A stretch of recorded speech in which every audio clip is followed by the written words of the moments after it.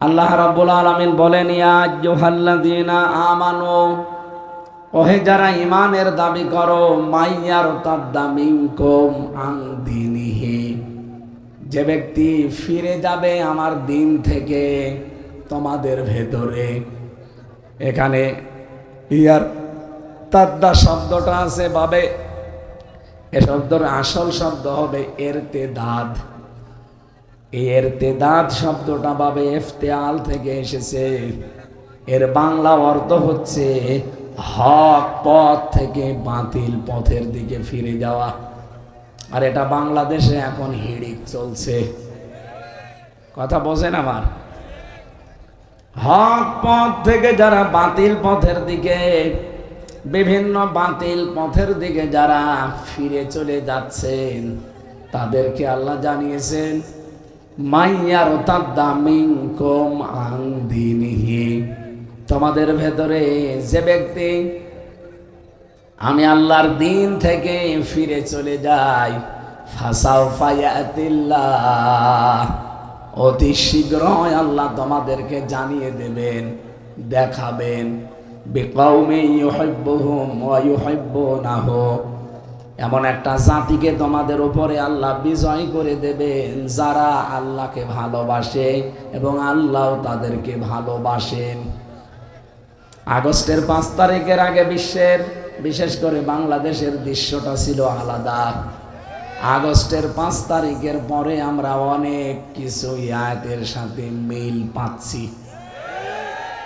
বহু মানুষ আল্লাহর দিন থেকে অলরেডি মুখ ফিরিয়ে নেওয়া, কোরআন থেকে, ইসলাম থেকে মুখ ফিরিয়ে নেওয়া আরম্ভ করেছে ঘোষণা দেওয়ার মাধ্যমে। কি কথা বলেন না কেন? আপনি দেখেন অনেকে প্রকাশ্যে এখন বলছে কোরআন ভাওতাবাজি। এই কথা বলেন না কেন? কেউ কেউ জানাচ্ছে আল কোরআনের আলো ঘরে ঘরে জ্বালো, সংসদে জ্বালো। এটা একটা দলীয় স্লোগান। কে বলেছে আপনাকে? কোরআনে কারিমে ১৫০০ বছর আগে আল্লাহ আয়াত দিয়েছেন, ওয়ানুনাজ্জিলু মিনাল কোরআনি মা হুয়া শিফাউ ওয়া রাহমাতুল লিল মুমিনিন। সূরা বানী ইসরাঈল 15 নম্বর পারার 9 নম্বর পৃষ্ঠার 2 নম্বর লাইনের 82 নম্বর আয়াতের প্রথম অংশে আছে। আল্লাহ বলেন, কোরআন নাযিল করার ধারাবাহিকতা এমন এমন বিধান আমি দিয়েছি যেটা আমার মুমিন বান্দাদের জন্য রোগ মুক্তির কারণ, শেফা। 3.5 হাত বডি থেকে শুরু করে আন্তর্জাতিক জীবন পর্যন্ত এমন কোন জায়গা নেই যার রোগ মুক্তির জন্য কোরআনে আল্লাহ বিধান দেয়নি। সব ঔষধের ভেতরে আছে। যদি কেউ এটা গ্রহণ করতে পারে, আল্লাহ গ্যারান্টি দিয়েছেন তার রোগ মুক্ত হবে। আমরা এই হিসাবে জীবনে যেহেতু চলার পথে বহু দিক আর নির্দেশনা, বহু দিক আর বিভাগ আছে। এর ভেতরে যদি পরিবার একটা বিভাগ, সমাজ একটা বিভাগ, অর্থনীতি একটা বিভাগ, রাজনীতি একটা বিভাগ। এক কথা বলেন এখানে, আপনি পরিবারের কথা বললে আনন্দ পান, সমাজের কথা বললে খুশি হয়ে যান, অর্থনীতির কথা বললে কেমন কেমন করেন, আর রাজনীতির কথা বললে আপনার মন খারাপ হয়ে যায়। এরকম মানুষ দেশে নেই? আল্লাহ পাক নিজে জানিয়েছেন এমন কোন সমস্যা নেই পৃথিবীতে, তিবিয়ানাল লিকুল্লি শাইইন, যার খোলাখুলি বর্ণনা আল্লাহ কোরআনে দেয়নি। মা ফাররাতনা ফিল কিতাবি মিন শাই, সব কিছুর বর্ণনা সম্বলিত করে আমি আল্লাহ তোমাদের কাছে কিতাব দিলাম। সুতরাং আমি পরিবার চালাতে গিয়ে কিভাবে চালাবো যদি কোরআনে থাকে, অর্থনীতি চালাতে গিয়ে কিভাবে চালাবো ওইটাও কোরআনে আছে না নেই? আজ বাংলাদেশের ব্যাংকিং ব্যবস্থাগুলো, যারা ইসলামী অর্থনীতির মানুষ এখানে আছে, যে ইসলামী ব্যাংকের অফিসার বসে আছে খালিদ সাইফুল্লাহ, আপনি ইসলামী একটা অর্থনীতি, এটা যে ইবাদত অনেক মানুষ জানেই না, মনে করে এও মনে হয় দুনিয়ার কাজ। না, দুনিয়ার কাজ বলে কিচ্ছু নেই। আপনি যা দুনিয়ায় করবেন সব আখিরাতের কাজ। হয় এইটা দিয়ে আপনার জান্নাত তৈরি হবে, অথবা এইটা দিয়ে আপনার জাহান্নাম তৈরি হবে। ও বাংলাদেশের মুসলমানেরা, এই এদিকে তাকান। সত্যি যদি ইসলামী অর্থনীতি এই ৯৬% মুসলমানের দেশে ৫৬,০০০ বর্গ মাইল ইসলামী ব্যাংক যতটুকু মেনে চলে, যদি এই পরিমাণে অন্যান্য যত ব্যাংকিং ব্যবস্থা এ দেশে আছে, সোনালী, রূপালী, চৈতালি আছে নাকি? খুঁজে ফেলবে। যত ব্যাংক আছে সব যদি এই নিয়মে চলতো, ওনাদের এখানে নিয়ম করা আছে মোশারাকার, মোদারাবার, মোরাবাহার, বায়ে সালাম, বায়ে ইস্তেসনা, বায়ে মুআজ্জাল, বায়ে ওয়াহেদা, এরকম প্রায় ২৮টার উপরে আমি পেয়েছি। তো ইসলামী অর্থনীতিতে এই নিয়ম নীতিগুলো মেনে আপনি যদি ব্যাংকিং ব্যবস্থা কায়েম করতে পারেন, ব্যাংকের সাথে যত লেনদেন করবেন পুরাটা হবে ইবাদত। কি কথা বলেন না কেন? ইসলামী ব্যাংক বাদ দিয়ে যত ব্যাংক আছে বাংলাদেশে, ওখানে মোশারাকা আছে, মোদারাবা আছে, মোরাবাহা আছে। আপনি যে জিজ্ঞাসা করেন তো যে বায়ে সালাম কি, হাঁ করে থাকবে। ওরে যদি বলেন বায়ে মুআজ্জাল কাকে বলে, বায়ে ইস্তেসনা কি, ওয়াহেদা কি, ও মনে হয় বলতে গেলে বলবে আমার সময় দিন 10 বছর। আপনি এই দেশে ইসলামী অর্থনীতি চালাতে গিয়ে ইসলামী ব্যাংকিং ব্যবস্থা যদি রাষ্ট্রীয়ভাবে আমরা কায়েম করতে পারতাম, আজ ইসলামী ব্যাংকে কারবার করলে আমরা আলেমরা এই দেশে ফাতোয়া দিয়েছে যে আপনার সওয়াব হয়, অন্যান্য ব্যাংকের সাথে কারবার করলে গুনাহ হয়, মায়ের সাথে জিনা করার পাপ হয়। এই কারণে যে নিয়ম নীতিগুলো ওগুলো ওই ব্যাংকে নেই। আপনি নামাজের কথা বললে খুশি হয়ে যান, পরিবারের যে নিয়ম নীতিগুলো আছে, মা বাবা, স্ত্রী, সন্তান, চাচা, ফুফু, এদের সাথে ব্যবহার কেমন করবেন, এই কথাগুলো কোরআন দিয়ে বললে আপনি খুশি হন। কোরআনে কারিমে রাজনীতি করতে গিয়ে যে দল করা লাগে, রাজনীতি করতে গিয়ে যে অফিস করা লাগে, রাজনীতি করতে গিয়ে যে স্লোগান দেওয়া লাগে, এই কথাটা কোরআনে আল্লাহ দেয়নি। আকাব্বিরহু তাকবীরা, সূরা বানী ইসরাইলের শেষ অংশ, আল্লাহ বলেন তাকবীর দেওয়া লাগবে আমি আল্লাহর নামে। বলেন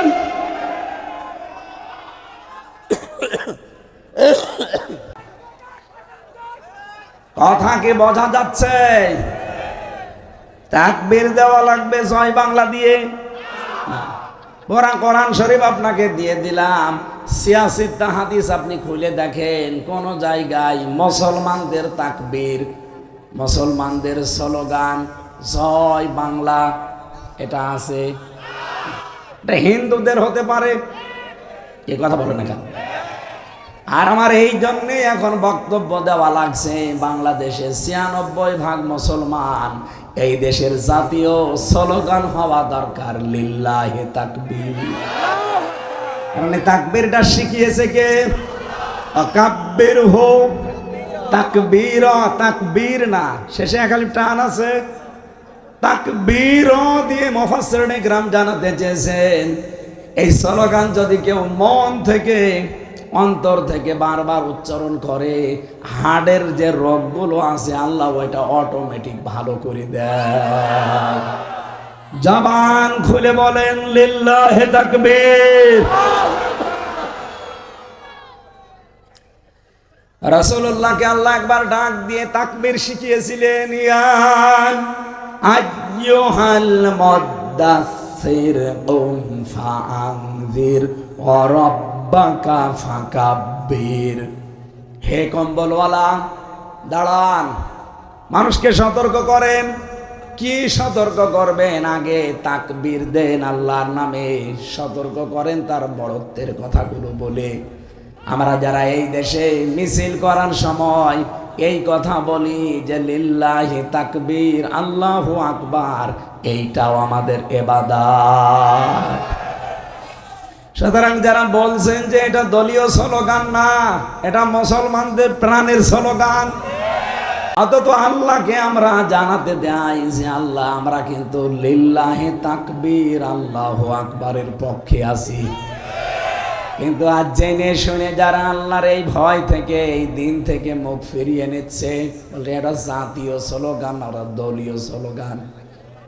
কত মানুষ এই দেশে এখন ইসলাম থেকে প্রকাশ্যে মুখ ফিরিয়ে নিচ্ছে। আল্লাহ তাআলা তাদের জানিয়েছেন ফাসাও ফায়াতিল্লাহ, অতি শীঘ্রই আমি আল্লাহ তোমাদেরকে জানাবো। এখানে যারা আরবি গ্রামার জানে জিজ্ঞাসা করেন, সিন সাফা কদ লাম এরকম 13টা শব্দ আছে। কোন সেন্টেন্সের আগে যদি আসে একটা অর্থ হয় অতি তাড়াতাড়ি। আল্লাহ এখানে শুধু সিন দেননি, দিয়েছেন সাউফা, এরপরে আগে দিয়েছেন ফা। সত্যি যদি কেউ আল্লাহর দিন থেকে মন থেকে মুখ ফিরিয়ে নেয়, এই এদিকে তাকা, সত্যি যদি কেউ আল্লাহর দিন থেকে মন থেকে মুখ ফিরিয়ে নেয়, আল্লাহ পাক অবশ্যই অতি তাড়াতাড়ি এমন একটা জাতিকে আমাদের উপরে তুলে দেবেন যে জাতি আল্লাহকে ভালোবাসে এবং তারাও আল্লাহকে ভালোবাসে। এটা বাংলাদেশে অলরেডি আমরা এখন দেখতে পাচ্ছি। কি কথা বলেন না কেন? আইন তাতাওয়াল্লাউ ইয়াস্তাবদিল কওমান গায়রাকুম সুম্মা লা ইয়াকুনু আমসালাকুম। সূরা মুহাম্মাদের 47 নম্বর আয়াতে আছে, রব্বুল আলামিন বলেন, তোমরা যদি সত্যি আমি আল্লাহর দিন থেকে মুখ ফিরিয়ে নাও, তোমাদের উপরে আমি এমন একটা জাতিকে নিয়ে চলে আসব যারা তোমাদের মতো হবে না। আলাম তারা আন্নাল্লাহা খালাকাস সামাওয়াতি ওয়াল আরদা বিল হক ইয়াশা ইউযহিবুকুম ওয়া ইয়াতি বিখালকিন জাদীদ। সূরা ইব্রাহিমের ভেতরে আল্লাহ জানিয়েছেন, হে নবী আপনি কি দেখেননি আসমান আর জমিন আল্লাহ যথাযথভাবে নিয়ম নীতি দিয়ে বানিয়েছেন, হক এবং সুন্দরভাবে। ইয়াশা ইউযহিবুকুম ওয়া ইয়াতি বিখালকিন জাদীদ। ওরা যদি সত্যি মুখ ফিরিয়ে নেয়, ওদের পরিবর্তে আল্লাহ এমন একটা জাতি তৈরি করে দেবে, সেই নতুন জাতির কোনো ক্ষতি তারা করতে পারবে না। এই জন্য বাংলাদেশে আয়াতটা আমি যতটুকু আমার মেধা দিয়ে মিলিয়েছি, আর যারা মুখ ফিরিয়ে নিচ্ছেন, বিভিন্ন নতুন নতুন ধর্মের নাম নিয়ে এসেছেন আপনারা, সফিবাদ, এইবাদ, সেইবাদ, কত ভণ্ড পীরের আস্তানা থেকে নতুন নতুন ইবাদত বের হচ্ছে। আসল ধর্ম যেটা ইসলামের নিয়ম নীতি বাদ দিয়ে মানুষ এখন ওই দিকে অনেকে ছুটে চলে যাচ্ছে। আল্লাহর পাঠানো যে ইসলাম, এইটা বাদ দিয়ে যারা মানুষের তৈরি করা নিয়ম নীতির দিকে ফিরে চলে যাচ্ছেন, আল্লাহ কিন্তু তাদেরকে উদ্দেশ্য করেছেন মাইয়ার তাদ্দা। এখানে যারা আলেম আছে, আমি আজকেও তাফসিরে পড়লাম ইরতিদাদ, এর বাংলা অর্থ হচ্ছে হক থেকে মুখ ফিরিয়ে বাতিলের দিকে ফিরে যাওয়া।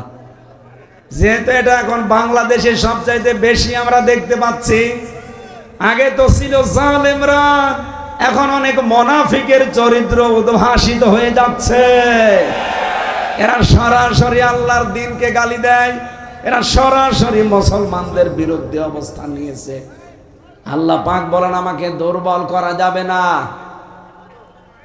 ওয়াস্তাবদিল কওমান গায়রাকুম ওয়ালা তাদুররুহু শাইআ আল্লাহু আলা কুল্লি শাইইন কাদির। যদি সত্যিই তোমরা মুখ ফিরিয়ে নাও, তোমাদের পরিবর্তে এমন একটা জাতি আমি তৈরি করে দেব যাদের কোনো ক্ষতি তোমরা করতে পারবে না, সব কিছুর উপরে ক্ষমতাকার। ইল্লা তানসুরুহু ফাকাদ নাসারাহুল্লাহু ইযা আখরাজাহুল্লাযীনা কাফারু সানিয়া ইসনাইন إذ هما في الغار إذ يقول لصاحبه لا تحزن إن الله معنا। এই তো ভালো করে আয়াত থেকে শিক্ষা নিয়ে যাবেন, আমি কি বানিয়ে বলছি? আপনি দরকার হয় আমি আয়াত পারা পৃষ্ঠা লাইন সব বলছি। সূরা তাওবা 10 নম্বর পারা 12 নম্বর পৃষ্ঠা 7 নম্বর লাইনের 40 নম্বর আয়াতে এটা আছে। বাড়ি যেয়ে মিলিয়ে দেখেন পান কিনা। রব্বুল আলামিন বলেন, যদি আপনাকে ওরা সাহায্য না করে, ইল্লা তানসুরুহু ফাকাদ নাসরাহুল্লাহ, অবশ্যই আমি আল্লাহ আপনাকে সাহায্য করব। যখন কাফেরদের এই মোকাবেলায় আমি আল্লাহ আপনাকে সাহায্য করেছিলাম, ওই গুহার ভেতরে যে দুইজনের কথা আমরা তাফসিরে পেয়েছি, একজন মুহাম্মাদুর রাসূলুল্লাহ আর একজন হযরতে আবু বকর সিদ্দিক আকবর। হযরতে আবু বকর ভয় পেয়ে বলেছিলেন, হে আমার সাথী, আমরা তো ভয় পেয়ে গেলাম। বিশ্বনবী বলেছিলেন, লা তাহজান, ভয় পেও না, চিন্তা করো না, ইন্নাল্লাহা মা'ানা, অবশ্যই আল্লাহ আমাদের সাথে আছেন। ফানজালাস সাকিনাতা আলাইহিম, আল্লাহ পাক বলেন, আমি আল্লাহ আমার সাকিনা নাজিল করলাম তাদের উপরে, এমন সাকিনা নাজিল করেছিলাম, অজনুদুহু, এবং তাদের কাছে আমার সৈন্যবাহিনী পাঠিয়েছি, যে সৈন্যবাহিনী কাফেরদের চোখের সামনে থাকার পরও তারা দেখতে পায়নি। আল্লাহ ওই সময় নাজিল করেছিলেন ঘুঘু পাখি, কবুতর, বাসা ওই জায়গায় বাঁধিয়ে ডিম পাড়ার পরে তারা তাওয়া দিয়েছে, কাফেররা দেখতে পেয়েছে, কিন্তু ধারণা আল্লাহ পাল্টিয়ে দিয়েছে। মাকড়সা জাল বানিয়ে, বাসা বানিয়ে নিজেরা বসবাস করা আরম্ভ করে দিয়েছে। মাত্র কিছু সময়ের ভেতরে কাফেরদের চোখে আমার আল্লাহ ধাঁধা লাগিয়ে দিয়েছেন। এই আয়াত থেকে আমি যেটা বাংলাদেশে মিলিয়েছি, আজ যারা ইসলাম থেকে মুখ ফিরিয়ে বিভিন্ন জায়গায় আল্লাহর দিন থেকে মুখ ফেরানোর মাধ্যমে আপনি মনে করেন আমি আল্লাহকে দুর্বল করে ফেলবো, এদেশে আর দিন কায়েম হবে না। আর দিন কায়েমের দায়িত্ব হামজার না, হামজার বাবারও না। দিন কায়েমের দায়িত্ব কার? আমরা তো খাদেম, কামলা, আমরা তো কাজ করছি বেতন পাওয়ার আশায়। ঠিক বিকাল 5টা মানে জীবনের শেষ দিন, আল্লাহ আমাদের বেতন দিয়ে দেবে, কিন্তু আপনি কি করলেন? আল্লাহর দিন আল্লাহ পাঠিয়েছেন লিইয়ুযহিরাহু আলাদ দীনি কুল্লি, দুনিয়ায় যত ধর্ম আছে সবকে আল্লাহ পেছনে ফেলে দেবেন, ইসলামকে আল্লাহ বিজয় করবেন, এ ঘোষণা কার? লিইয়ুযহিরাহু। এখানে আলেম না আপনি? এজাহার মানে আমরা অনেকে মনে করি স্পষ্ট করা, না, এজাহার মানে এখানে বিজয় করা। আল্লাহ পাক বলেন, আমি ইসলাম দিয়েছি, এই পৃথিবীতে যত ধর্ম আছে, যত দিন আছে, যত মানব রচিত মতবাদ আছে, সবার উপরে বিজয় করার জন্য। এখানে এই কাজে যারা সরাসরি বাধা দিচ্ছেন, ইনডাইরেক্ট বাধা দিচ্ছেন, আপনি কিন্তু হামজাকে বাধা দেন না, আপনি বাধা দেন সরাসরি কাকে? বলেন। আল্লাহকে সরাসরি বাধা দিয়ে পারবেন, ইনডাইরেক্ট পারবেন।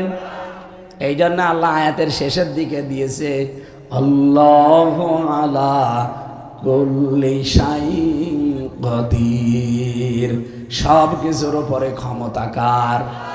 আরো জোরে বলেন কার? এই জন্য এদেশে যদি ইসলাম কায়েমের লোক একজনও হয়, তার কোনো চিন্তা নেই। ওয়ালা তাহিনু ওয়ালা তাহজানু ওয়া আনতুমুল আ'লাউনা ইন কুনতুম মুমিনিন, কোনো ভয় নেই, কোনো চিন্তা নেই, তোমরাই বিজয় হবে যদি মুমিন হতে পারো। বলেন তো এখানে বিজয় দেওয়ার মালিক কে? মুমিন হওয়ার মালিক কে? আল্লাহ মুমিন হবে। আল্লাহ মুমিন হয় কি করবে? আল্লাহ তো নিজে মুমিন আছে, ওনার নাম মুমিন না? আমাদের নাম কি? আব্দুল মুমিন। আমরা কেউ আসল মুমিন না, আমরা কি? আরো জোরে বলেন। বিজয় দেওয়ার মালিকও আল্লাহ, কিন্তু মুমিন হওয়ার মালিক আমরা। যদি আমরা সত্যিকারের মুমিন হতে পারি, আল্লাহর কথা আল্লাহ ঠিক রাখবে। ইন্নাকা লা তুখলিফুল মিয়াদ, অবশ্যই আমি আল্লাহ ওয়াদা ভঙ্গ করি। সুতরাং উনি ওয়াদা যখন দিয়েছেন, এদেশে যদি দিন কায়েমের কথা একজনও বলে 18 কোটি মানুষের ভেতরে, সেই দলের লোকই সফল, সেই লোকটাই সফল হবে। আমরা যদি 18 কোটি মানুষও বিরোধিতা করি, আমাদের সফল হওয়ার কোনো কায়দা নেই। তাহলে আবার কোরআন মিথ্যা হয়ে যাবে। ওমাই ইয়াতাওয়াল্লাল্লাহু ওয়া রাসূলুহু ওয়াল্লাযীনা আমানু ফাইন্না হিজবাল্লাহি হুমুল গালিবুন। অবশ্যই যারা আল্লাহ, রাসূল এবং ঈমানদার, এই তিনটা বিষয়কে আল্লাহ বলেন, ঈমানদার যারা আল্লাহর দিকে, রাসূলের দিকে ফিরে আসে, এরা কিন্তু আল্লাহর সেনাবাহিনী। কি? এরা আল্লাহর সৈন্য, সেনাবাহিনী বলা হয়েছে তাফসিরে। ফাইন্না হিজবাল্লাহি হুমুল গালিবুন। হিজবুন মানে দল, হিজবুন মানে আল্লাহ বলেন অবশ্যই আমি আল্লাহর দল এই পৃথিবীর ময়দানে গালেব হবে, এটা লেখা হয়ে গেছে। কাতাবাল্লাহু লা আগলিবান্না আনা ওয়া রাসূলি ইন্নাল্লাহা কাবিয়্যুন আজিজ। সূরা মুজাদালা 21 নম্বর আয়াতের প্রথম অংশে আছে, আল্লাহ পাক বলেন কাতাবাল্লাহু লা আগলিবান্না আনা ওয়া রাসূলি। ও আলেম যারা আছেন এখানে, লামে তাকিদ নুনে সাকিলা, আল্লাহ বলেন এটা গ্যারান্টি দিয়ে বলছি, আমি আল্লাহ এবং আমার রাসূল যেখানে আছি তারা বিজয়ী হবে, এটা লিখে দিলাম। এটা যে আমাদের কোন চিন্তা দেখবেন আমাদের চেহারার ভেতরে নেই। এদেশে দিন কায়েম হলেও ভালো, না হলেও অসুবিধা নেই, কারণ দিনের মালিকও আমরা নাই, জমিনের মালিকও। বলেন বলেন, আমরা চেষ্টা করে যাব, হলে ভালো, না হলে আমার বেতন পাবো আমি বিকাল 5টায়, তার মানে জীবনের শেষ দিনে। আপনি বিরোধিতা করে আল্লাহর টার্গেট হয়ে গেলেন।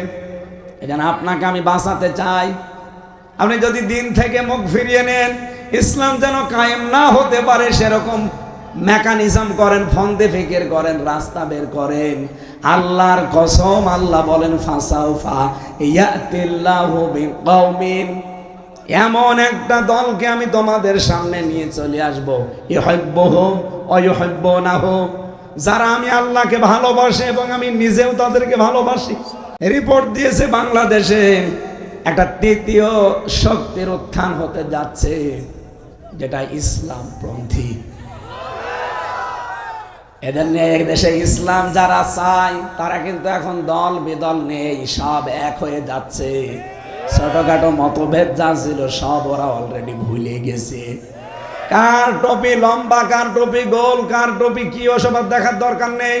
কার আকীদা কি ওটা বাদ, আমিনকে জোরে আসতে বাদ। এই 54 বছরে আমাদের কাঁধের উপরে পা দিয়ে বহু মানুষ রাষ্ট্র চালিয়েছে, আর আমাদেরকে জেলে ঢুকিয়েছে। আমরা পাগল, কিন্তু অত পাগল আর নেই। কি পাগল এখন ভালো হয়ে গেছে? কথা বলেন না কেন? আমরা এখন সবাই চাচ্ছি এদেশে সবাই মিলে ইসলামের একটা বাক্স দেওয়া হবে। এই জন্য 15 ভাগ মানুষ চাইতো। আগস্টের 5 তারিখের আগের রিপোর্ট দেখবেন, মাত্র 100 জনের 15 জন মানুষ বলতো আমরা ইসলামী দেশে কায়েম করতে চাই। 100 জনের 66 জন মানুষ এখন বলছে আমরা এদেশে ইসলাম কায়েম চাই। এটার প্রমাণ আপনি পাবেন আজকের এটিএম আজহারুল ইসলামের জনসভাগুলোতে। শুধু বিক্ষোভ মিছিলে এত মানুষ হতে পারে, বাংলাদেশের ইতিহাস পাল্টিয়ে দিয়েছে দেশের মানুষ। আপনি দেখেছেন, একটু টাকা পয়সা দেওয়া লাগে নাই। এতগুলো মানুষ যদি অন্য দলের মানুষ হয়ে এক জায়গায় করা লাগতো, কত হাজার হাজার কোটি টাকা খরচ হতো। অথচ এরা নিজেদের টাকা খরচ করে ইমানের দাবি অনুযায়ী গেছে, কারণ একটা নিরপরাধ মানুষের পক্ষে আমরা দাঁড়াতে চাই।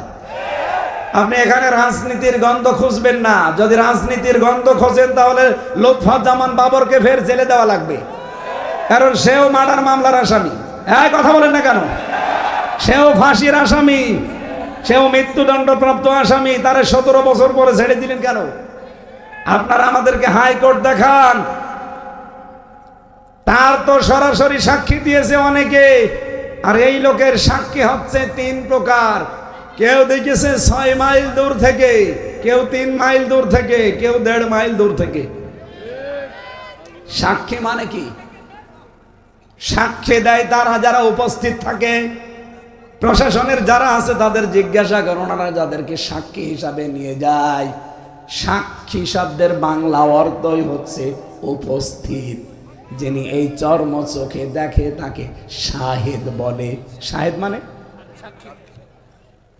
সূরা বুরুজের ভেতরে দেখবেন আছে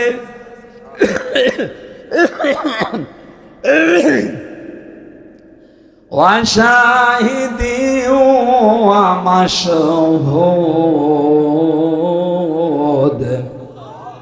আল্লাহ বলেন কসম করছি যারা সাক্ষী দেয় এবং যে জিনিসের সাক্ষ্য দেওয়া হয়। তার মানে আপনি উপস্থিত না থেকে সাক্ষী দিতে পারেন না, ওই সাক্ষ্য গ্রহণযোগ্য হয় না। এটিএম আজহারুল ইসলামকে 14 বছর আটক করে রেখেছেন একটা মিথ্যা সাক্ষীর উপরে ভিত্তি করে। আল্লামা সাঈদীকে তো বের হলে দিলেন না, অথচ তার জীবনের সর্বশেষ মামলা ছিল ধর্ষণের মামলা। যেই মহিলা তার ধর্ষণের মামলা সাজিয়ে নিয়েছে, এই জালেমরা যেই মহিলাকে সাজিয়েছিল পিরোজপুরের, আদালত জিজ্ঞাসা করছে অ্যাডভোকেট তাজুল ইসলাম, যেই মেয়ে মাওলানা সাঈদী তোমাকে ধর্ষণ করেছে? জি হ্যাঁ। তো তোমার জন্ম কত সালে? মেয়েটা বলছে 1975 সালে। ধর্ষিতা হয়েছে কত সালে? বলছে 1971-এ। অ্যাডভোকেট তাজুল ইসলাম ওই দিনই বলেছিল, মাননীয় আদালতে পয়েন্টটা একটু লেখেন, জন্ম নিয়েছে 75-এ, ও ধর্ষিতা হয়েছে 71-এ। ওইটা রুহের জগতে, এই দুনিয়ায় না। মামলা কিন্তু ওই দিনই ঢিসমিস হয়ে যাওয়ার কথা। কথা বলে না কেন?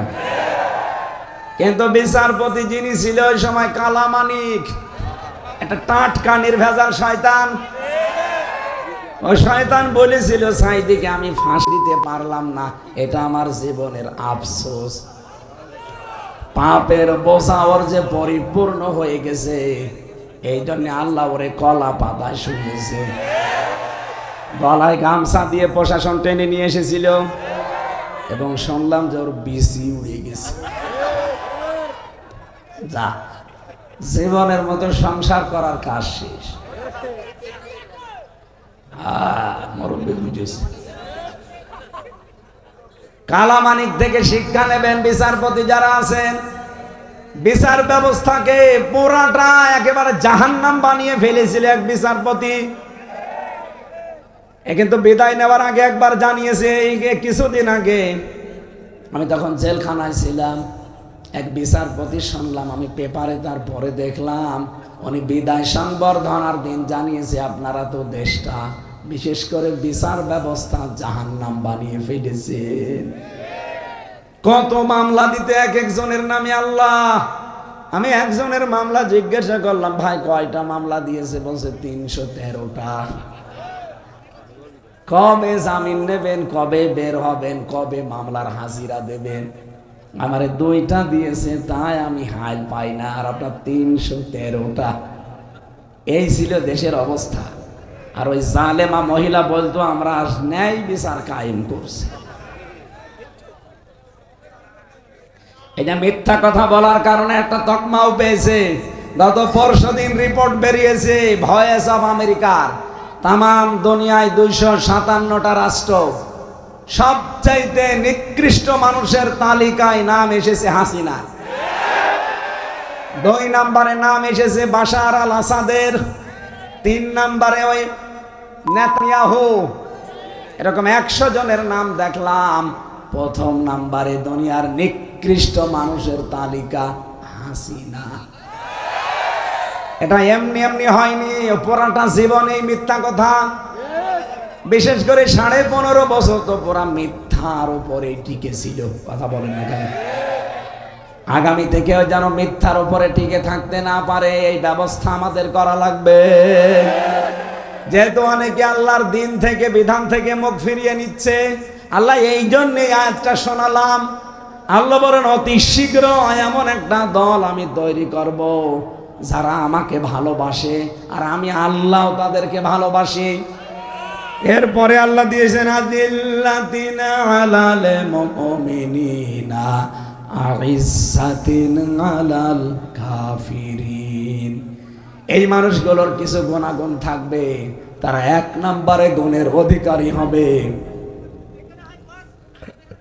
মুমিনদের উপরে তারা হবে সহনশীল, দয়ার্ধ, মমতাময়, করুণাশীল, আর কাফেরদের প্রতি হবে কঠোর, ভয়ঙ্কর। আপনি দেশের দিকে তাকান, এখন আল্লাহ পাক সত্যিই যাদেরকে তৈরি করছেন। বিশ্ব নবীকে যেহেতু আল্লাহ নিয়েছিলেন মেরাজে 53 বছর 6 মাস, তার মানে 54 বছরে প্রায়। আমাদেরও অলরেডি 53 বছর 6 মাস এই দেশের বয়স হয়ে গেছে। হ্যাঁ, কথা বলেন না কেন? নবীজির জীবনের সাথে সামনে একেবারে মিল। ওনাকে 53.5 বছরে নিয়েছিলেন আল্লাহ আরশে।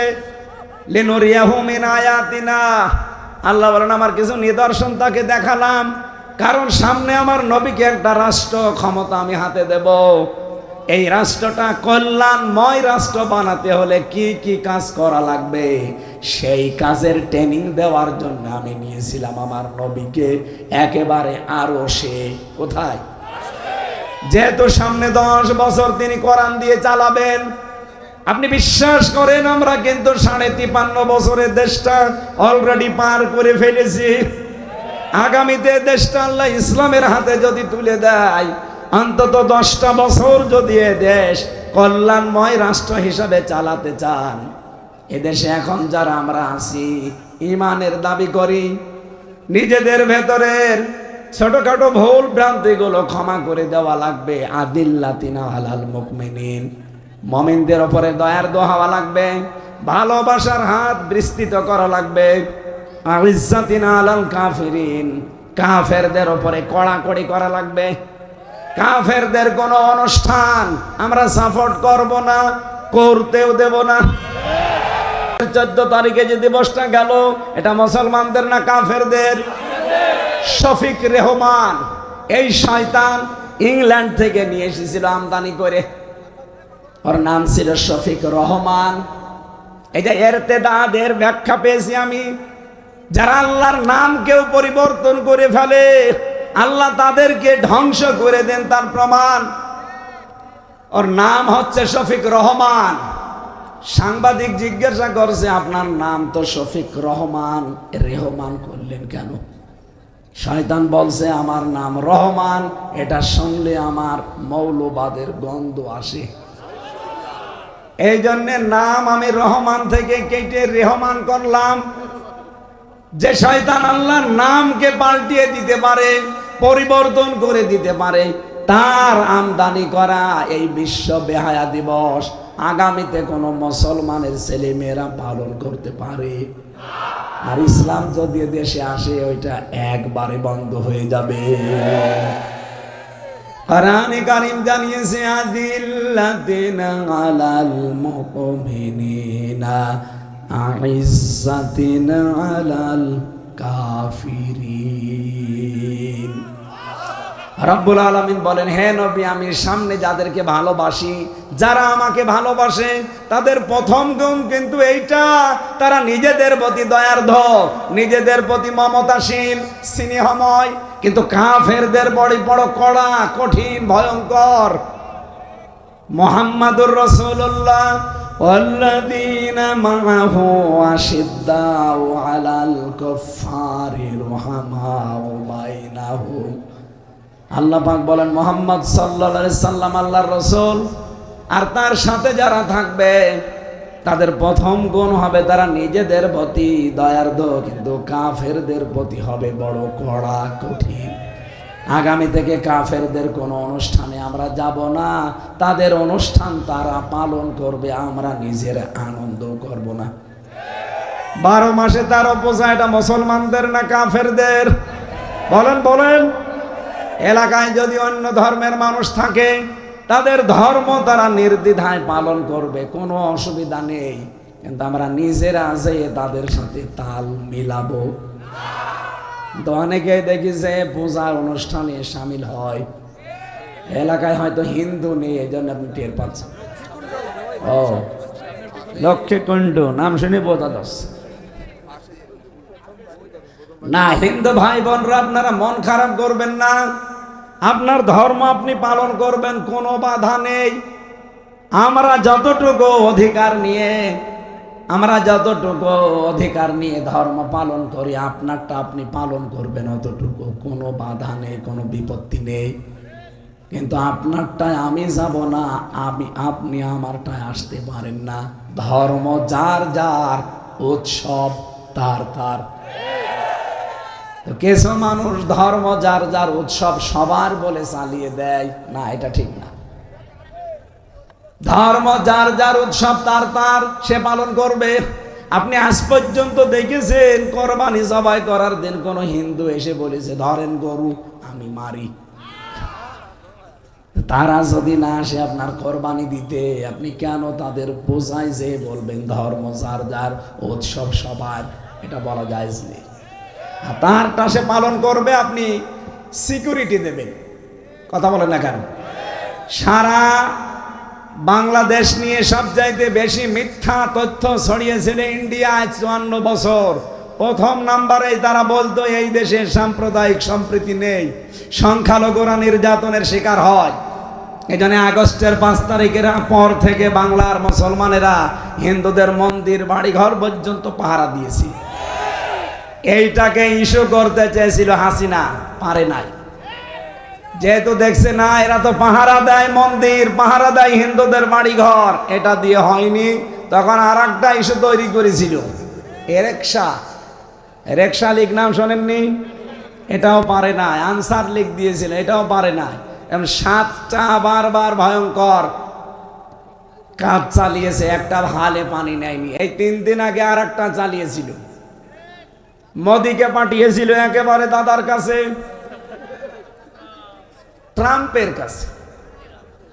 ট্রাম্পের কাছে মোদি যেন বাংলাদেশ নিয়ে উলট পালট কিছু মিথ্যা কথা বলতে পারে যে এই দেশে কিন্তু জঙ্গিবাদ বেড়ে যাচ্ছে। আল্লাহ রাব্বুল আলামিন পুরাটা উল্টিয়ে দিয়েছেন, কারণ আমরা সত্যি কথা বলছি কোরআন সামনে নিয়ে। এ জমিনে আল্লাহর দিন কায়েম হোক, এইটাই আমাদের মনের কামনা বাসনা। ক্ষমতায় যে চেয়ারম্যান, মেম্বার, এমপি, মন্ত্রী, মেয়র, উপজেলা চেয়ারম্যান হব, এটা যদি কারো ভেতরে আকাঙ্ক্ষা থাকে, ওরে ভোট দেওয়া জায়েজ নেই। এই জন্য এমন এমন দল করা লাগবে যে দলে গেলে পদ চেয়ে নেওয়া জায়েজ নেই, পদ দিলে আরো কান্নাকাটি করে। আর আমরা এমন দল করি পদ না দিলে কোপ দেয়। কথা বলে না কেন? আমার কুষ্টিয়ায় পদ দেয়নি, কুপিয়ে মেরে ফেলেছে, বলছে তোরা বাঁচতেই দেব না। অথচ এমনও দল আমরা পাই যে দলে পদ দিতে গেলে সভাপতি দিতে যাবেন ও কন্দন করবে। আরে ভাই, এটা তো দেখা জিনিস, চলা জিনিস, এটা আবার গোপন করার কি আছে? যদিও পদ চেয়ে নেওয়া যদি যোগ্যতা সম্পন্ন হয় কেউ, তার জন্য চেয়ে নেওয়া জায়েজ আছে। জাআলনি আলা খাযাইনিল আরদি ইন্নী হাফিজুন আলিম। হযরত ইউসুফ নবী বাদশাকে বলেছিলেন আপনি আমাকে বাইতুল মাল, অর্থমন্ত্রীর দায়িত্বটা দেন, খাদ্য মন্ত্রীর দায়িত্ব দেন, আমি সঠিকভাবে খাদ্যের আঞ্জাম দিতে পারবো। তিনি কিন্তু দায়িত্ব চেয়ে নিয়েছিলেন। আমাদের দেশে যদি এরকম ইউসুফ নবীর অনুসারী কেউ থাকে যে খাদ্য মন্ত্রণালয় দিয়ে, শিল্প মন্ত্রণালয় দিলে, কৃষি মন্ত্রণালয় দিলে চালানোর পরে আরো টাকা ফেরত দেয়, এরকম মানুষের জন্য পদ চেয়ে নেওয়া জায়েজ আছে। আপনি দেখতে পাননি মতিয়ার রহমান নিজামী মন্ত্রণালয় চাওয়ার পরে 26 টাকা বেঁচেছিল, টাকাটা আবার ফেরত দিয়েছে। বাংলাদেশে এরকম একটা দৃষ্টান্ত দেখেন তো। আপনি মানুষ খুঁজে পান না, আল্লাহর ওলি খোঁজ করতে যান বরিশালে, চট্টগ্রামে। আল্লাহর ওলি তো অর্থনৈতিক ভাবে ওইটা যে দায়িত্ব পালন করার পরে মাত্র 26 টাকা ফেরত দিয়েছে। এদেশের এমপি না, মন্ত্রী না, উপজেলা চেয়ারম্যান না, মেয়রও না, ইউনিয়ন চেয়ারম্যানও না, শুধু একটা ওয়ার্ডের মেম্বার হলে তার বাড়ি 5 তলা হয়। আর উনি 2টা মন্ত্রী ছিল। কয়টা? কৃষি এবং শিল্প। 2টা মন্ত্রী চালিয়েছে, একটা টাকার দুর্নীতি তার মন্ত্রণালয়ে খুঁজে পাওয়া যায়নি। 26টা টাকা মাত্র বেঁচেছিল, আবার ফেরত দিয়ে দিয়েছে। তার বাড়ি এখনো পর্যন্ত মাটির বাড়ি, উপরে টিন দেওয়া। আরে ভাই এর চাইতে আর কি দেখানো যায় আপনাকে? আপনি এরপরও বলেন না আমি কিছু বুঝি না। আরে না আমি বুঝি না। এই এদিকে তাকান, কোন দিকে তাকিয়ে আছে? এর চাইতে কি বলা যায় বলেন? আপনি যে মানুষ খুঁজেই পান না। যারা সভাপতির দায়িত্ব না পেলে মানুষকে কোপায়, আর যারা দিতে গেলে কন্দন করে, দুইটা কি এক? আল্লাহ রাব্বুল আলামিন আজকে একটা হাদিস পড়ছিলাম, বিশ্বনবী বলেন, এটা ইমাম আহমদ ইবনে হাম্বল থেকে বর্ণনা, হযরতে আবু যর রাদিয়াল্লাহু তাআলা আনহু বলেন, আমার বন্ধু মুহাম্মাদুর রাসূল, সবার জন্য এটা দরকার, লিখে নেবেন অথবা মোবাইলে তুলবেন। আমার বন্ধু মুহাম্মাদুর রাসূলুল্লাহ বলেন সাল্লাল্লাহু, উনি আমাকে 7টা কাজের নির্দেশ দিয়েছেন, এখন থেকেই জীবনে আপনি এগুলো করবেন, আমিও যেন করতে পারি। 1 নম্বরে মিসকিনদের ভালোবাসা এবং তাদের সাথে ওঠা বসা করা, তার মানে গরিব মানুষের সাথে মিশা। 2 নম্বরে পার্থিব বিষয়ে নিজের চেয়ে নিম্ন স্তরের লোকদের প্রতি দৃষ্টিপাত করা এবং উচ্চ পর্যায়ের লোকদের দিকে নজর না দেওয়া। তাহলে আপনার মনের ভেতরে একটা অনির্বচন শোক আল্লাহ আপনাকে দান করবে যদি এটা করতে পারেন। খালি আমার নেই নেই পাইনি কিছু নেই না, আপনার চাইতে কোনো মানুষ স্টেশনে ঘুমায়। হ্যাঁ কথা বলে না কেন? অনেকের তো স্টেশনও নেই। হযরতে ঈসা নবীর জীবনী পড়লাম, এই এদিকে তাকান, জীবনে তার পার্থিব সম্পদ বলতে শুধু একটা পানি খাওয়ার লোটা ছিল, যে পানি খায় যেটা গ্লাস, এই একটা গ্লাস ছিল, তাছাড়া কিচ্ছু ছিল না। ঘর বাড়ি জায়গা জমি দুনিয়ার কোনো সম্পদ তার জীবনে আমি পাইনি, খালি পানি খাওয়ার জন্য একটা গ্লাস। একবার নদীর পাশ দিয়ে যাচ্ছিলেন, দেখেন একটা লোক পানি খাচ্ছে, হাতের উপরে পানি তুলে নিয়ে, এই যে আঁচল করে খায় না। দৃশ্যগুলো দেখার পরে আকাশের দিকে তাকিয়ে বললেন, রব্বুল আলামিন, আমি মাঝে মাঝে আফসোস করতাম যে আমার কিছুই নেই, শুধু পানি খাওয়ার এই গ্লাস বাদ দিয়ে। আর ওই লোকটার তো গ্লাসও নেই, হাতে করে পানি খায়, এই গ্লাসের ছাতাও দরকার নেই, দিলেন নদীর ভেতরে শুয়ে। আজকে থেকে আমি আর দুনিয়ায় কিছুই রাখতে চাই না। যখন আপনার এইটা মনে হবে যে আমার যা আছে অনেকেরই নেই, এই কথা বলেন না কেন? আমার যা আছে অনেকেরই নেই। ওসি সাহেব যদি চিন্তা করে আমি যে চেয়ারে বসে আছি, আমার এই চেয়ারে পৌঁছাতে কত মানুষের ঘাম ঝরে যাচ্ছে। যে লোকটা আমার আন্ডারে কাজ করে কনস্টেবল, অন্তত তার তুলনায় তো আল্লাহ আমারে অনেক উপরে রেখেছেন। এই হিসাবেও তো আল্লাহর শুকরিয়া আদায় করার কথা। ইসলামী ব্যাংকে আমার ভাইরা ভাই আছে, উনি যদি মনে করে আমি অন্তত যে চেয়ারে আছি আমার নিচে অনেক চেয়ারে এখন অনেক মানুষ আছে, আল্লাহ অন্তত ওই জায়গায় না রেখে আমার যে একটা অফিসার বানিয়েছে, এই জন্যে তো আলাদা একটা সেজদা দেওয়া দরকার। আমি হামজার এই জায়গায় আসতে কত মানুষ চেষ্টা করছে যে যদি এই জায়গায় আসতে পারতাম, আর আমি চেষ্টা চালাচ্ছি যদি সাইদি সাহেবের ওই জায়গায় যেতে পারতাম। এই জন্য আমাদের উচিত হচ্ছে দুনিয়ার বিষয়ে নিচের দিকে নজর দেওয়া, আর আখেরাতের বিষয়ে উপরের দিকে। যে বহু মানুষ এই পৃথিবী থেকে এমন এমন ইবাদত করে গেল, দিনের জন্য এমন কষ্ট স্বীকার করলো, তাদের তুলনায় আমি কিছুই না। আরে ভাই, দিনের জন্য আপনি কি করেছেন? এটিএম আজহারুল ইসলাম যদি বিনা কারণে 14 বছর একটা ঘরের ভেতর ওনাকে বন্দি করা, আমি 3 বছর ওনার সাথে ছিলাম, 3টা বছরে দেখেছি 24 ঘন্টা ওনারা, যেহেতু উনি ফাঁসির দণ্ডপ্রাপ্ত আসামি, এই জন্য 24 ঘন্টা তালা লাগিয়ে রাখ, অথচ মিথ্যা একটা মামলা দিয়ে তার জীবনটায় হাসিনা নষ্ট করে দিল। তার যে মানবতার জন্য, দিনের জন্য, ইমানের উপরে টিকে থাকতে গিয়ে যে স্যাক্রিফাইস, আমি নিজে শুনেছি। ওনার বাড়ি হাসিনার শ্বশুর বাড়ি পাশাপাশি, হাসিনার শ্বশুর বাড়ি পীরগঞ্জে, ওনার বাড়ি বদরগঞ্জে, একেবারে পাশাপাশি, 1-1.5 কিলো হবে। ওনার আত্মীয় হয় সম্পর্কে। কতবার জেলখানায় লোক পাঠিয়েছিল গোপনে যে জামাত ইসলাম ছেড়ে দিতে বলেন, আওয়ামী লীগ করা লাগবে না, শুধু জামাত ছেড়ে দিয়ে বাড়িতে থাকতে বলেন, ওনারে এদেশের গুরুত্বপূর্ণ একটা পদে দিয়ে দেব। উনি বলেছিলেন না, আমি জামাত ইসলাম করি কারো কথাই না, আল্লাহ কি বলেছে রাসূল কি করেছে ওইটা দেখে আমি জামাত করি। তার মতো স্যাক্রিফাইস আপনার জীবনে আছে, সেও তো কিয়ামতে উঠবে, আপনিও উঠবেন। কি নিয়ে উঠবেন? ঠেলাটা বুঝতে পারবে তখন।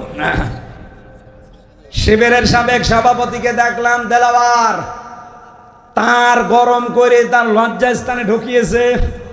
57 দিন লোকটা রিমান্ডে ছিল, লজ্জাস্থান নষ্ট হয়ে গিয়েছিল, পরবর্তীতে চিকিৎসার মাধ্যমে আল্লাহ আবার ফেরত দিয়েছে। কিয়ামতে তো দেলাওয়ার উঠবে, হামজা উঠবে, কথা বলে না কেন?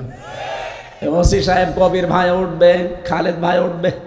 আমরা 4 জনের নাম বললাম, এই 4 জনে যদি কিয়ামতে ওঠা হয়, বলেন তো মর্যাদার দিক থেকে, ইসলামের জন্য, মানবতার জন্য, ইমানের জন্য কার স্যাক্রিফাইস বেশি? আমি কি করলাম তার তুলনায়? এই চিন্তা ভাবনা যদি করেন তাহলে আপনার মনে আফসোস আসবে না। 3 নম্বরে রক্তের সম্পর্ক যুক্ত রাখা, যদিও তারা রক্তের সম্পর্ক ছিন্ন করতে চায়, বাংলাদেশে এটা বেশি। এক কথা বলেন না কেন?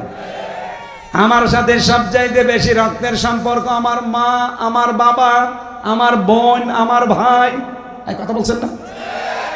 অথচ এদের সাথে আজ হাজারো মানুষের দেখা যায় সম্পর্ক ভালো না, দেখতে মনে হয় অনেক ভালো মানুষ, দাড়ি টুপি পাগড়ি জুব্বা হাতে তসবিহ, মনে হয় জিবরাইলের ছোট ভাই, অথচ নিজের মা বাবার সাথে কথা বলে না। এক কথা বলছেন না কেন? মা বাবাকে আলাদা করে দিয়েছে, অথবা বড় ভাইয়ের আন্ডারে দিয়ে দিয়েছে। কি? আর এগুলো করে যার কথা মতো, সেটা হচ্ছে ওর বউ। এরকম বউ দেশে নেই। কার বউ এরকম মন ছোট? হাত তোলেন তো। না, এ এলাকায় নেই, আলহামদুলিল্লাহ। এটা আমার ভাইয়ের এলাকা না, এলাকা ভালো। এরপরে বেশি কারো কাছে কিছু চাওয়া যাবে না, যদি প্রয়োজন হয় আল্লাহর কাছে বলা লাগবে। 5 নম্বরে তিক্ত হলেও সত্য কথা বলা লাগবে। আমি কিন্তু এখানে আসার পরে একটা ঘটনা ধরতে পারতাম, সাপের কাহিনী, মাছের কাহিনী বলে 1 ঘন্টা কাটিয়ে বাড়ি চলে যেতে পারতাম, কিন্তু না, সত্য কথাই তা তিক্ত হলেও আমার বলা লাগছে, যদিও অনেকে মন খারাপ করছে। এরপরে পেয়েছি 6 নম্বরে আল্লাহর ব্যাপারে কোন তিরস্কারকারীর তিরস্কার ভয় করা যাবে না। কি? আজকের আয়াতে ওইটা আছে, ইউজাহিদুনা ফি সাবিলিল্লাহি ওয়ালা ইয়াখাফুনা লাউমাতা লাইম। তারা আল্লাহর রাস্তায় জিহাদ করে, সংগ্রাম করে, চেষ্টা চালায়, কিন্তু কোনো তিরস্কারকারীর তিরস্কারকে তারা ভয় করে না, পরোয়া করে না। যালিকা ফাদলুল্লাহি ইউতিহি মাইয়াশা। এইটাই আল্লাহর পক্ষ থেকে একটা অনুগ্রহ তোমাদের জন্য। যেই গুণগুলো বললাম, দেখেন তো আপনার ভেতরে আছে কিনা। আল্লাহর দিন থেকে অনেক মানুষ মুখ ফিরিয়ে নেয়, আপনি নেন না। আপনি আল্লাহকে ভালোবাসেন, আল্লাহ আপনাকে ভালোবাসে। মুমিনদের উপরে আপনি স্নেহশীল, কাফেরদের প্রতি কঠোর। এগুলো আছে? যদি থাকে, আলিকা ফাদলুল্লাহ, এইটা আল্লাহর অনুগ্রহ। ইউতিহি মাইয়াশা, আল্লাহ যাকে ইচ্ছা এটা দান করেন। আল্লাহু ওয়াসিউন আলিম, আল্লাহ পাক বলেন আমি আল্লাহ প্রশস্ত এবং মহাজ্ঞানী। 7 নম্বরে যে নির্দেশ আমার বন্ধু মুহাম্মদুর রাসূলুল্লাহ আমাকে দিয়েছেন, সেটা সর্ব অবস্থায় যেন আমি পড়ি, লা হাওলা ওয়ালা কুওয়াতা ইল্লা বিল্লাহিল আলিয়্যিল আযীম। বলেন আল্লাহু আকবার। এটা জান্নাতের খাজানচি। এই জন্য মুখে যখনই ফ্রি থাকবেন, আপনি না পাক থাকেন, ওযু থাক না থাক দেখার দরকার নেই। নারী পুরুষ সবার জন্য সব সময় মুখে রাখবেন লা হাওলা ওয়ালা কুওয়াতা ইল্লা বিল্লাহ, অথবা আস্তাগফিরুল্লাহ, আস্তাগফিরুল্লাহ, আল্লাহ আয়াতটা আমাদের জীবনে যেন 100 ভাগ সেট করে দেন। যেদিন আল্লাহ মানুষকে বানিয়েছে ওই দিন থেকে আজকের এই দিন পর্যন্ত, এখান থেকে কিয়ামত পর্যন্ত 5টা জিনিস এই মানব দেহের ভেতরে আল্লাহ দিয়েছেন, প্রত্যেককে আলাদা আলাদা, এটা কারো সাথে কারো মেলে না। আল্লাহ এই জন্যেই দিয়েছেন। আমরা অনেকে ভ্রান্ত ধারণায় আছে যে আমরা যাই করি আমাদের পীর আছে, বাবা আছে, মুরব্বী আছে, এরা পার করে নেবে। না, এটা মিথ্যা কথা। ওয়ালা তাজিরু ওয়াজিরাতু বিজরা উখরা, কেউ কারো বোঝা বহন করবে না। সুতরাং যতটুকু বোঝা আপনি নিজে বহন করতে পারবেন ওই পরিমাণে পাপ করবেন। ঠিক আছে তো? অবশ্য ঠিক। আপনারা তো রংপুর বিভাগের মানুষ না, এটা খুলনা বিভাগ। রংপুরে একটু সমস্যা আছে। ওদেরকে গাড়িতে যদি হরেন দেওয়া হয় আবার ঘুরে তাকায় যে কে দেখছে দেখি। খুলনা বিভাগের মানুষ তো অন্তত সচেতন। আপনারা সচেতন হয়ে বলবেন কেউ কারো বোঝা বহন করবে। প্রমাণ হচ্ছে চামড়া। ৯,৭৬৮ প্রকার চামড়া আমাদের শরীরে আছে, এক এক চামড়া এক এক রকম। আরো আশ্চর্য হচ্ছে কারো চামড়ার সাথে কারো চামড়ার মিল নেই। আমার চামড়া যদি কেটে যায়, এই যে জিহাদ সাহেবের চামড়া যদি এসে লাগিয়ে দেন, পছন্দ ধরবে, ভালো হবে না। আমার চামড়া ভালো বানাতে হলে আমার এই 3.5 হাত বডির ভেতরের কোনো জায়গা কেটে এনে এখানে লাগিয়ে দেবেন, ভালো হয়ে যাবে। আল্লাহ এটা বোঝাতে চায় যে তোর চামড়ার সাথে ও জিহাদের চামড়া মেলে না। আর কিয়ামতের দিন ও তোর বোঝা, পাপের বোঝা বহন করে নিয়ে যাবে। ও বলে তুই বিশ্বাস করিস ও একটা ভণ্ড আর তুই পাগল। এইরকম ভণ্ড আর পাগল দেশে নেই। আমরা যেন ওই পাগলামি না করি। কেউ কারো বোঝা নেবে না। আপনি যতটুকু পারবেন, সুতরাং এখন থেকে অতটুকু অন্যায় করার সাহস করবেন যে আমি এটা বহন করতে পারবো কিনা। কারো জন্য রেখে গেলে কিয়ামতের দিন সেও কিন্তু নেবে না। আজ অনেকে অবৈধ ইনকাম করে, ছেলে মেয়ে বউ, এদেরকে মনে হয় যে এদেরকে হাসি খুশি রাখবে, এই জন্যে না।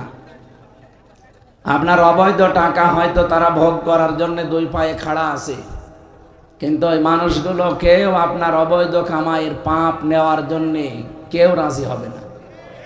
এই কথা বলেন না কেন? আপনি এখনই এই বাড়ি যাওয়ার আগেই মরে যান, আজকে রাতটাও আপনাকে পাহারা দেবে না। আপনার বউ, আপনার মা বাবা বলেন, আপনার ছেলে মেয়ে বলেন, কেউ পাহারা দেবে না। আর পাহারা দিতে হলে বলবে 4-5 জন থাকি, নয়তো আবার জিন আসবে। হয়তো রাতটা কাটাবে, সকালবেলায় তাড়াতাড়ি করে মাটির নিচে দিয়ে দেবে। 2 দিন 3 দিন একাধারে আপনার বউ আর মা বাবা, ছেলে মেয়ে এত খন্দন করবে, পাগলের মতো হয়ে যাবে। মনে হবে যে মনে হয় আমি না মরাই ভালো ছিল। অথচ সর্বোচ্চ 7 দিন, এরপরে দেখবেন স্বাভাবিক হয়ে যাচ্ছে। 40 দিন পরে দেখবেন আপনার কথা আর ভালো মনে নেই, তখন হাসি খুশি আনন্দে আছে। 4 মাস 10 দিন পরে ঠিক আপনার স্ত্রীকে তার মা বাবা নিয়ে অন্য এক জায়গায় বিয়ে দিয়ে দেবে। বিয়ে দেবে না বলেন? তখন ওই বউটা তার মা বাবার কাছে কল দিয়ে বলবে, বাবা বিয়ে দিয়ে ভালোই করেছেন, আগে যে জামাই ছিল তার চাইতে এটা 100 গুণ ভালো। এই হচ্ছে দুনিয়া। আমি কি বেশি বললাম কিছু? এটা হবে। এই জন্যে আমরা কারো সুখের জন্য, হাসি খুশির জন্য, আনন্দের জন্য আমার পাপের বোঝা ভারী করে সেখানে দেখা যাচ্ছে আমি নিজেই বহন করতে পারলাম না। তাহলে আমার বোঝা কেউ নেবে না। তার প্রথম, চামড়ার সাথে চামড়া মিলছে না। চামড়ায় যদি না মেলে ও পাপের বোঝা নেবে, কিভাবে আমরা বিশ্বাস করব বলেন? 2 নম্বরে মেলে না মানুষের কণ্ঠের স্বর। এই যে কথা বলতে গিয়ে আমাদের 27টা ধাক্কা পার করা লাগছে এক একটা কথা বলতে।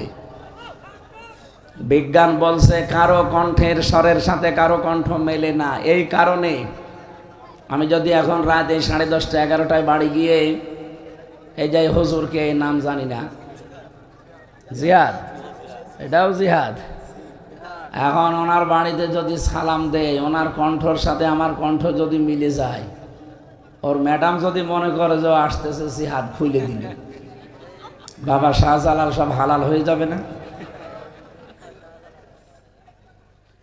এজন্য কণ্ঠের সাথে কণ্ঠের মিল নেই। 3 নম্বরে মেলে না মানুষের এই হাতের ছাপ। এখানে 153টা রেখা আছে। দুনিয়া তৈরি হওয়ার পর থেকে আজ পর্যন্ত এই ছাপ কারোর সাথে মেলেনি, কিয়ামত পর্যন্ত মিলবেও না। এটা যদি মিলতো তাহলে কারো জমি জায়গা ঠিক থাকতো, কত জাল দলিল হয়ে যেত। 4 নম্বরে মেলে না মানুষের চোখ। এর ভেতরে 5টা জিনিস আল্লাহ সাজিয়ে রেখেছে। মনি আছে, লেন্স আছে, লেস আছে, কর্নিয়া আছে, ডিফ ইকুয়াল আছে।